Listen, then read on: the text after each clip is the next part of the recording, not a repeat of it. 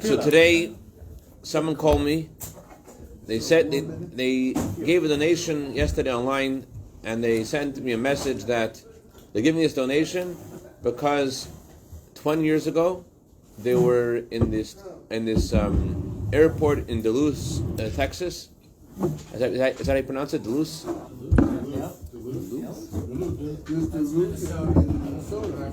Texas. There's a city in Duluth. Maybe. D-U-L-C. I don't know. Could be he misspelled Dallas and wrote Duluth. I have no idea. But either way, I don't know. I don't know if his spelling is the greatest, but I do know he's a very generous person. And he said to me, the reason why he wants to give this donation was because there was some kind of event in Texas.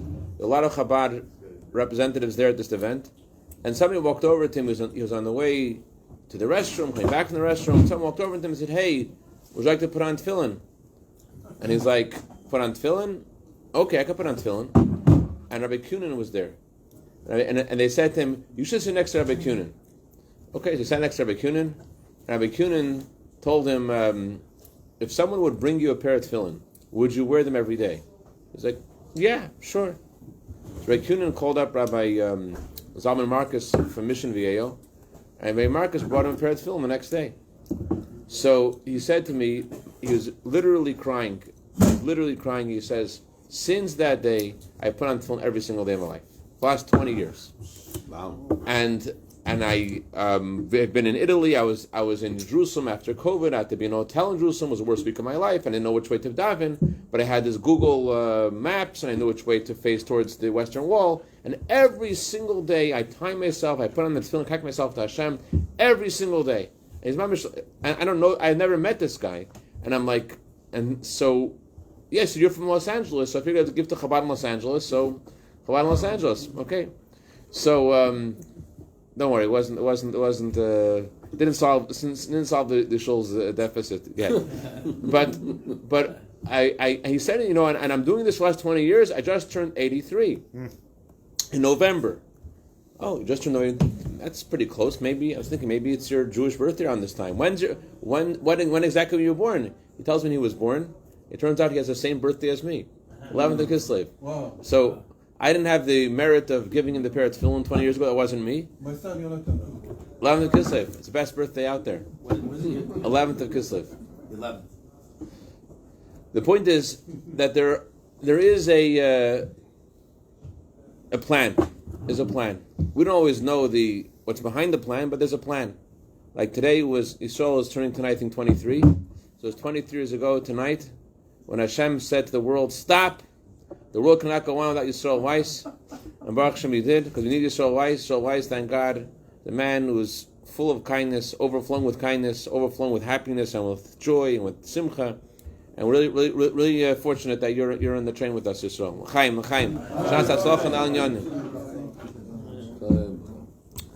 This week, we had the name of the Torah portion is Alive. Vayechi, Yaakov lived. What's the number one message you need to be alive? What does alive mean? You're alive. What's a message you want to give to your family today? Should have that message and then be alive. And they pulse differently, and their heartbeat is different. What's that message? So Yaakov Avinu is about to pass away, and it's the time. It's time to give them the message. So what is the message that he wants to give them? He wants to tell them exactly when Moshiach will come. That's what he wants to tell them. And the last second, before he could tell them when Moshiach is going to come, all of a sudden he loses divine inspiration, and instead he gives them blessings. So that's what the story is. That's what Torah tells us. Question number one is, why is it the number one thing you want to tell your children? Yaakov had a lot of experience. He had experience with contending with his no good uncle Lavan, with his brother Esav. A lot of challenges he had in his life. Why not tell his children to take a page from his life and they'll learn how to deal with challenges? He has a lot of challenges. He knows how to deal with challenges. Number two, before we go on, I'll say l'chaim in honor of the yard site tonight, which is dedicated in his memory. His name is Rabbi Shimon Mansur ben Iran. Shem Shav and Leah, be good the better for you and your family, for all good with Secha Yisrael. Chaim. Number two is, does it really mean? Is there really a set time for Mashiach to come? The Gemara says a story about Yeshua ben Levi. Rabbi Shimon Levi would often talk to Eliyahu Navi, talk to Elijah the prophet. And one time he asked Elijah the prophet, I want to meet Moshiach. And he tells him exactly how to meet Moshiach, who Moshiach is. And he meets Moshiach, and he asks Moshiach the question we all want to know. Hey, when are you coming? So Moshiach says, I'm coming today. And Moshiach didn't show up that day. So he goes back to Eliyahu Navi and says, Moshiach is not honest. So Eliyahu Navi said, Moshiach meant, Hayoim Mekil Tishmo. Moshiach meant, it says in the Pasuk, today if you'll hearken unto my voice. Hashem is basically saying, Moshiach is saying, that his coming is not a fixed time. So whenever we return to Hashem, listen to Hashem's voice, then Mashiach comes. Similar thing the Gemara says in one pasuk, Hashem says, I'll bring the redemption be'ita in its time. Another verse it says, I'll bring the Mashiach achishen, I will hasten it. The Gemara says, there is a fixed time, the Mashiach will come. However, we can hasten that time, so it could be before that time. And as the Rebbe said many times, that we already we already deserve Mashiach to come. No question, Mashiach is supposed to come already. What you want to ask, Rabbi? Well, it means actually that everyone has to listen to my voice, because that's why Mashiach hasn't come, because not everybody is on that page. So the truth is, the Rebbe spoke about this, and he said the criteria for Mashiach to come is for a Jew to return to Hashem. Because it says in the Gemara, Mashiach's coming depends on Teshuvah. However, the Rebbe said the meaning of Teshuvah is that a Jew sighs. A Jew wants to be close to Hashem. The Rebbe said every Jew had a thought of Teshuvah. Not just one thought of Teshuvah. Every Jew, the Rebbe said, had many thoughts of returning to Hashem. And that's a criteria needed for Mashiach to come. So the Gemara says that Mashiach, his coming is dependent on Shuvah. The Rebbe said, Ein hadavar toli b'Shuvah. It is no longer dependent on Shuvah. Shuvah has been done already. The amount of Shuvah needed for Mashiach to come is done already. And me and their David Cohen looking into our mirror and say, well, I didn't really do Teshuvah, did I? But you did. The amount of Shuvah needed for Mashiach to come has been done already. As the previous Rebbe said, all that's needed for Mashiach to come is to polish the buttons.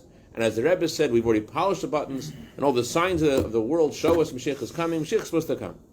But the question is, why Taka don't we know the exact moment he's supposed to come? Why did Hashem take it away from Yaakov the ability of letting us know Mashiach is going to come? One of the reasons is, people who've survived the Holocaust, one of the things that they say is, we always felt that what kept us alive is maybe tomorrow will be different.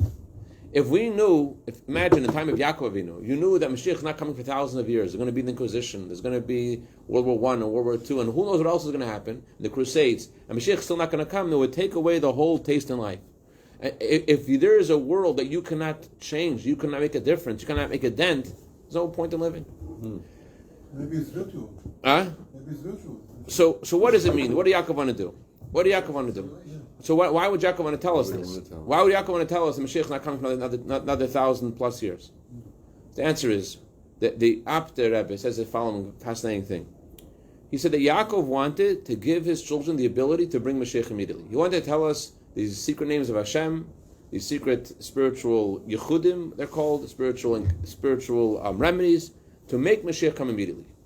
Similar thing is said also by the Meir of Shemesh. He says, Yaakov told his children, let's gather together, and I will tell you what happens at the end of the days. The fact that Jews gather together, that's already enough for Mashiach to come. If you guys will gather together, and there'll be unity between you, that's already sufficient for Mashiach to come. So that's the meaning of Yaakov telling his children, gather together. I want to be able to bring Mashiach right now. He wasn't just wanting to tell us when Mashiach was going to come. He wanted to give us the secret of how to bring Mashiach immediately. I don't want to misquote it, by the beautiful story of the grandson of the Baal Shem Tov, Rabbi Baruch Mezhebush, and the Alter Rebbe. He asked the Alter Rebbe, why did you endure such pain when you were imprisoned? You could have just smoked your pipe, and with one puff of your pipe, you could have burnt the whole Petersburg. And the Alter responded something to the effect of that the Baal Shem Tov wants that we should specifically work within nature, which is really the answer of why Hashem took away Yaakov's prophecy. Let's begin though. Let's understand something more basic. A lot of people make a mistake about Mashiach. A lot of people think Mashiach is about solving problems. There are problems in the world, and Mashiach is going to solve the problems. Rav Shmuel Munkes, he was once traveling, and he came to this inn, and as a custom of any great tzaddikim, at night, at midnight, they say Tikkun Chatzos. They say the special prayer where they cry and they ask Hashem to bring Mashiach. Rav Shmuel Munkes was on that caliber, and he's sitting on the floor with the candle at midnight, crying and crying, Hashem, bring Mashiach. The innkeeper never saw anybody like this. And he's like, hi, sir, are you okay? And Shlomo is like, I'm not okay. I need Mashiach to come. Well, this is interesting. This is a very, very dutiful and a simple innkeeper. He's like, I gotta tell my wife about this. Hey, there's a guy upstairs and he's sitting with a candle and he's crying. He's not stopping until God will send Mashiach. Really? Well, if Hashem sends Mashiach, his wise wife says, what will happen to our inn? What will happen to the goats? What will happen to the cows? Well, where will all this go if we go to Israel? Where will we be with Mashiach comes right now? Where will we be? So the guy's like, oh, that's a good question. He goes back to Rosh Hashanah, like, what about the cows and the goats and the inn and everything? What do we? And Rosh Hashanah is like, you have no problems? You have no issues over here? What about the parrots? The local parrots, he has his soldiers, he has his police, and it makes a lot of problems to you guys. So, that's a good point. That's a good point. Let me go ask my wife. He says that that we need Mashiach because of the parrots. Oh, she says, I have a much better idea. Why don't we ask God to take the parrots to Yerushalayim, and then we'll be able to enjoy our lives here? That's a very small-minded perspective of what Mashiach is. There's a Jew who got married in a shtetl 100 years ago in Europe, and he got an adunya. Adunya means that his wife's family gave a lot of money for the match. They had such a thing also in Shiraz? No, they didn't have in Shiraz. Not in Shiraz. Only if... Tehran. Not in Shiraz. I'm Kurdish. All right, anyways, bottom line is, this guy gets a lot of money after he gets married, and he wants to put it away somewhere. In those days, there's no banks. Where's he going to put the money? There's a rich man in town. He goes to the rich man, hey, can you hold the money for me? A few months go by, and it's Friday afternoon, it's almost Shabbos. He bangs the rich man's door. I need the money right now. Right now, I need this money. And the guy's like, listen, man, I'm getting ready for Shabbos. I'll give it to you next week. Give me a break. No, I want this money now, or I'm going to make a tumult in the whole town. You're not giving my money. Okay. He gets in the money. And the next week, everyone in town hears that the rich man went bankrupt. He's bankrupt. And everyone who had left the money with him had lost their money. And someone asked him, hey, if you knew, why didn't you tell everybody? You had divine inspiration? Why didn't you tell everyone? He said, I have no divine inspiration. I was in a synagogue, and I see this rich man saying Psalms. And he's saying the Psalms, and he says, oh, may Hashem should bring Mashiach already. As if he's asking for Mashiach, it must be this, things aren't so green for him. So people think the Mashiach is about solving issues. The Alter Rebbe said, the Mashiach that everyone is waiting for will never come. What does that mean? Mashiach, it's true Mashiach will come, we won't have problems. That's true. Mashiach will come, Hashem will satisfy the heart's desire of every single Jew. That's true. But that's not what Mashiach is. Let's go back. Beginning of creation, the Torah says, the world was desolate and empty, and darkness was in the face of the deep, and the Spirit of Hashem was hovering over the waters. So it says in the Talmud, what does desolate mean? Desolate means the exile of the Babylonians. What does empty mean? The exile of the Medians. What does darkness mean? The exile of the Greeks. So the story of Hanukkah, who darkened the eyes of the Jewish people, who told the Jewish people, either you give up your Judaism or write on the horn of an ox that you have no share in the God of Israel. They wanted to expose how we did the sin of the golden calf, and therefore we're not really connected to what we say we're connected to. Anyways, then there is finally the face of the deep. What's the face of the deep? Face of the deep refers to the present exile that it looks like it will never end, chas v'shalom. It looks like an exile that will not stop. It's so deep and goes on and on and on. So then the Talmud says, the Spirit of God hovering over the waters is the Spirit of Mashiach. That's what the Talmud says. So asks the Shnei Luchos Abrisi B'Shaya Levi Horowitz. Ask a simple question. God just built a beautiful world that we'll never understand the magnitude of what the world is. We don't understand the majesty. We don't understand the millions and trillions of atoms moving at these paces around us that we know, and yet what makes them move? What makes them move in the electrons? We have no idea. And at this stage of creation, all of a sudden God's talking about the exiles. God's talking about the Greeks. He's talking about the Babylonians. Talking about all these. Why? Everything's so beautiful and so wonderful. Why talk about the Babylonians and the Greeks at this time? Oh, thank you so much. You could put it here. It's right here. Thank you.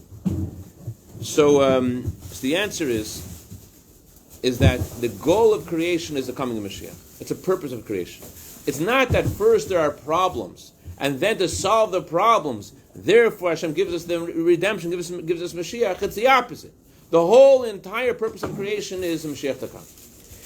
Hashem made the world in a way. The word world in Hebrew means concealment. There's a word of Hashem that animates and creates every single thing in the world. That's why before you have a hamburger, you say, Hamoitzi lachem min haaretz. Why? Because right now Hashem is making this hamburger exist with His words. So Hamoitzi lachem min haaretz, you say a bracha. Why you say a bracha? Because you're revealing, by saying the bracha, the reality of what the hamburger is. You say a bracha shahakol, you're revealing the reality of what it is. So the goal of creation is that Hashem should have a home in this physical world. A home where Hashem is so revealed that even the wolf will lie with the lamb, says the Talmud.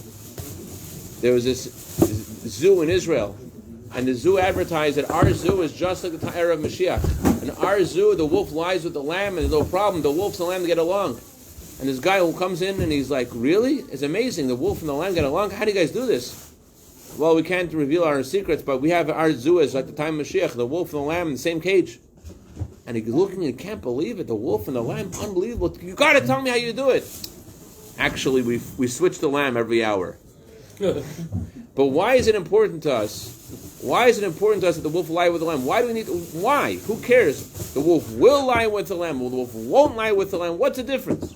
The answer is that coming Mashiach is about the revelation of godliness. That Hashem's presence revealed to the point that the physical, the earthiest, the physical reality senses the coming of Mashiach. There was a Rabbi Paritcher lived in the city, Paritch, and there was a Poritz, there was a non-Jewish owner of land who was like a sort of mini king in his region. And he once summoned Rabbi Paritcher. He asked Rabbi Paritcher, I want to ask you a question. You Jews say you want Mashiach to come. He said, I want to tell you something, you Rabbi Paritcher. When Mashiach comes, and all the Jews will go to Israel, I'm not going to let you. I have my soldiers, I have my policemen, your Mashiach is going to come, and you guys will be stuck here. I don't believe in your Mashiach, and I'm not letting you go. So listen to what Rabbi Paritcher said, very, very brilliant Hasidic wisdom. Rabbi Paritcher said, if you won't believe in Mashiach, I won't believe in Mashiach either. The Mashiach that you won't believe in, I won't believe in either. Because what is Mashiach? Mashiach is about the revelation of Hashem in the physical world, to the point that the physical reality, the wolf and the lamb, the earth, the humans, the animals, all sense the presence of Hashem. There was these guys were bidding on Mafter Yena.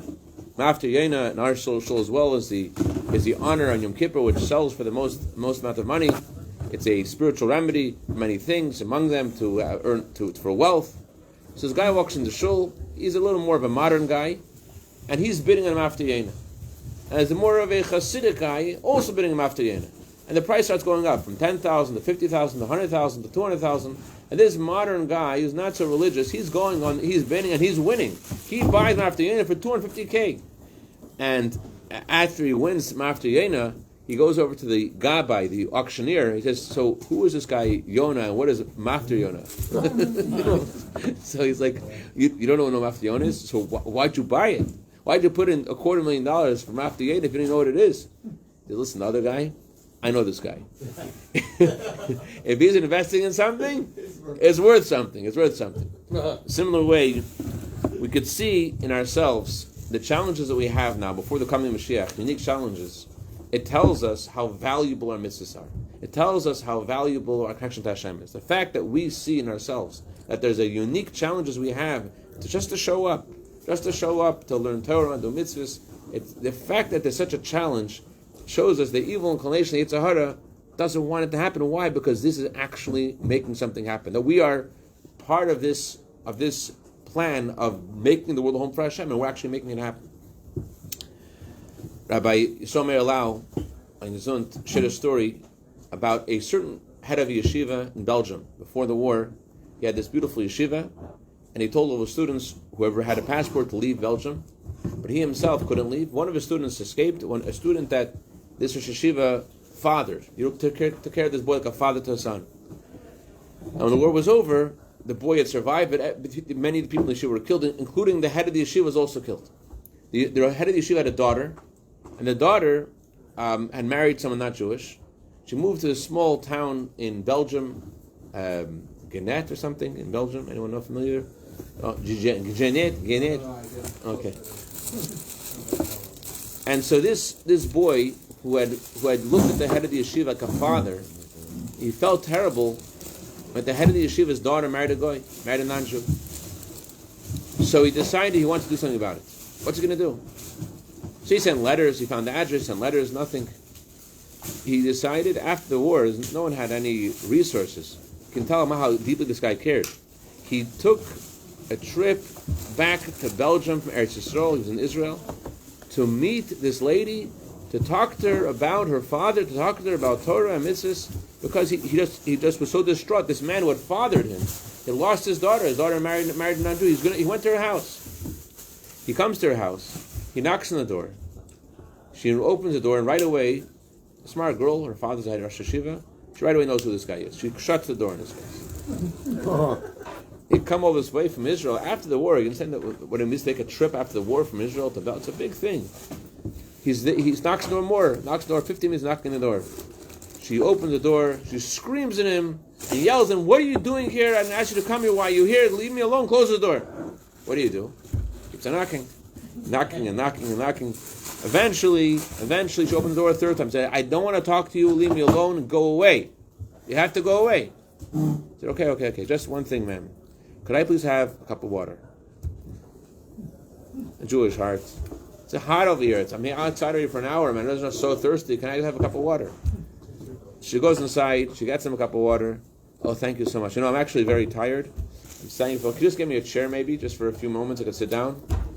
"Okay, come inside. He comes inside, and he asks her. She doesn't want to talk to him. Like, "You could stay inside, but don't talk to me." Finally, she says to him, "You could talk to me, just don't talk to me about Judaism. Anything I want to talk about, not about Judaism. I don't hear anything about Judaism."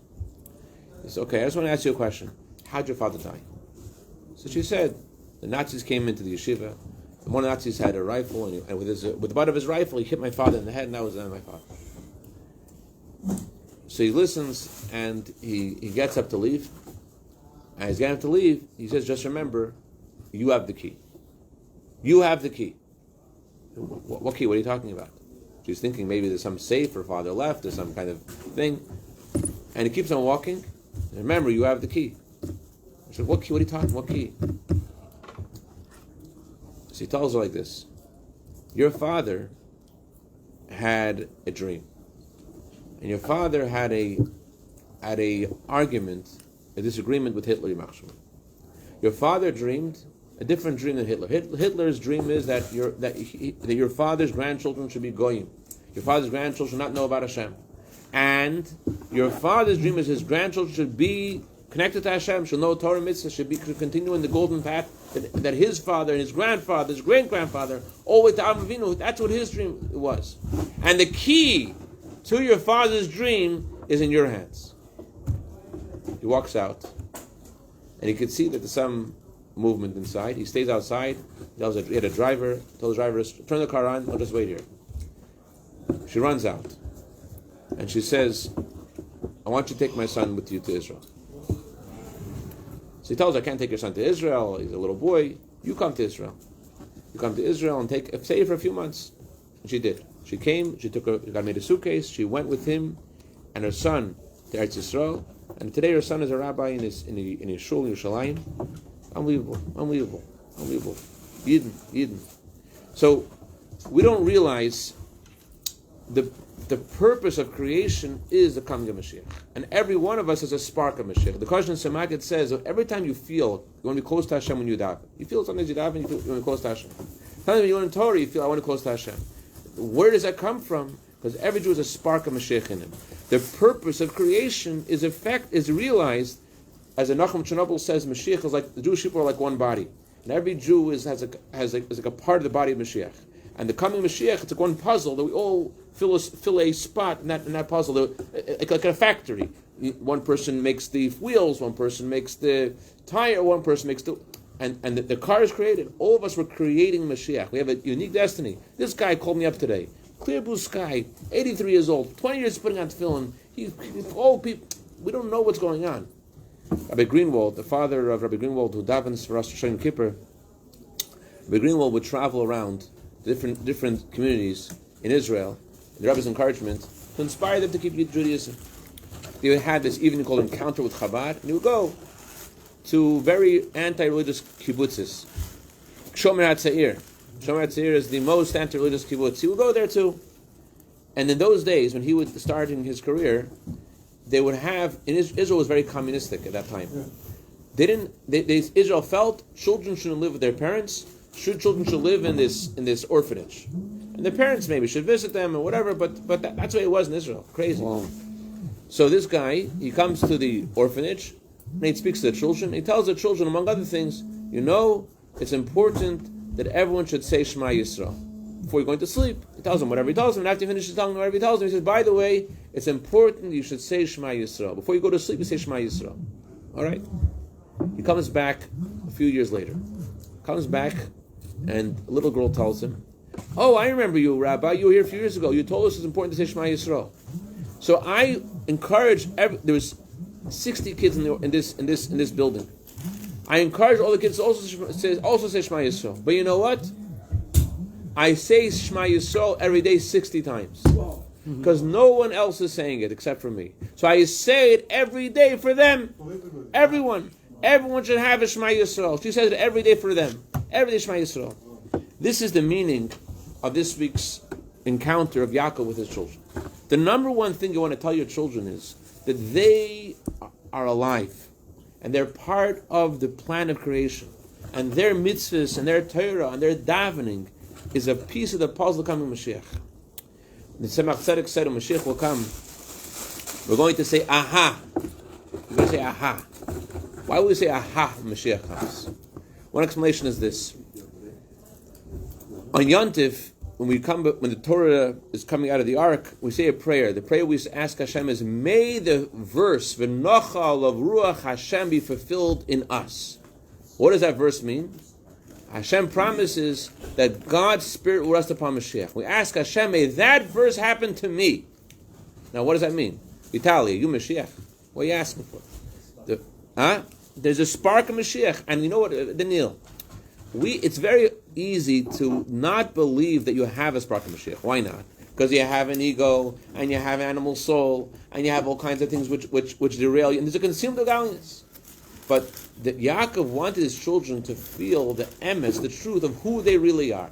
Yaakov didn't want us to reveal the kates of when Mashiach is going to come. Yaakov wanted us to know that we are Mashiach, that we are the ones who create the kates, that we're the ones who bring Mashiach, that we're the ones who usher in that time. So that's what it means to be alive. To be alive means that you realize the mission that Hashem has given you. When you feel that sense of mission of Hashem, that Hashem has been put on your shoulders, and you know why you're here, as Viktor Frankl said, if you know why, you can do any what. You have the why. You say it again? If you know why, you could handle any what. The why. What's the why? The big why is that we have a mission to do in this world. We have to bring Mashiach. And now we're at the end of the exile, time at the beginning of the Geulah. Yaakov's desire to bring Mashiach is not through sparks of he's going to say Hashem name of Hashem. Mashiach has to come through us, being in our own, each of us in our own zone. We know that godliness is not revealed in our own zone. We know in ourselves, our Mashiach inside of us is not revealed. We have to know who we are, know what we are. L'chaim, we should know. Yisrael, you can see you can see Mashiach. You can see Mashiach. You see. So looking like him crazy. It's true. Look at Yisrael, you see Mashiach. He is full of simcha. He says a niggin. You know what happened with Yisrael and the Rebbe? Yisrael, the Rebbe is coming down to 770, and Yisrael starts singing a niggin, and the Rebbe says to him, good yontif. Was it a yontif? What yontif was it? It was a yontif of the coming of Mashiach.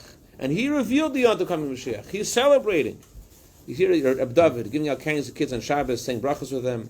Rabbi Beryl saying kaish for who knows how many Yidden. These are Yidden of Mashiach. These are Yidden of Mashiach. We're all Yidden of Mashiach.